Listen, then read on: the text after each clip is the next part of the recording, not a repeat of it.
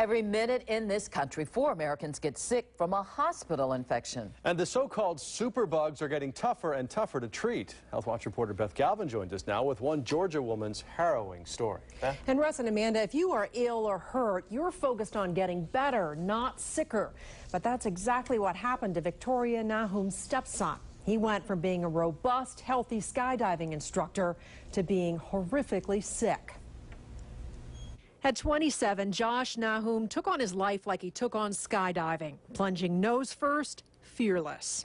He was all about passion and fun and family. So when a skydiving accident landed Josh in a Colorado intensive care unit last September with a broken femur and a fractured skull, Victoria Nahum and her husband Armando naturally were worried about his injuries, not infections. We really didn't know how awful and how dangerous that hospital infections can really be.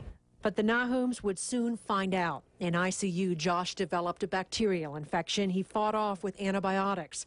But within days of moving to a rehab hospital, he developed another much more serious infection. And this one spread to his brain and spinal fluid. What happened to Josh felt like watching your family fall down a hole and you can't grab them.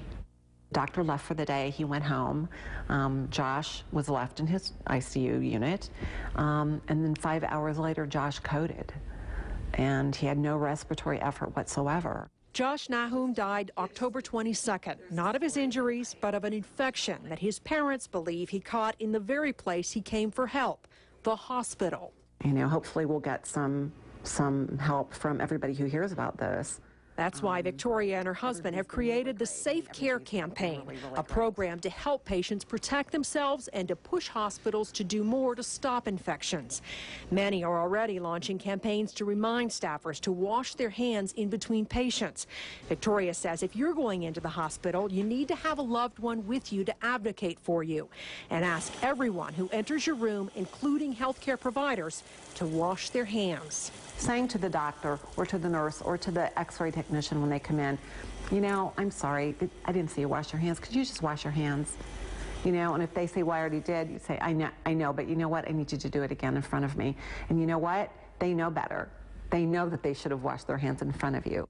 And the Nahum's website, safecarecampaign.org, has a list of simple steps that you can take to avoid getting sick when you go to the hospital. We hope this saves somebody. You know, we know that Josh would love that, and I want somebody to hear it and be saved. And this week, the Safe Care Campaign will team up with the Georgia Hospital Association. Together, they're going to launch a statewide initiative to encourage everyone involved in healthcare, from doctors to nurses to patients, to help in the fight against hospital infections. And to find a link to the Safe Care website, you can go to our website, myfoxatlanta.com.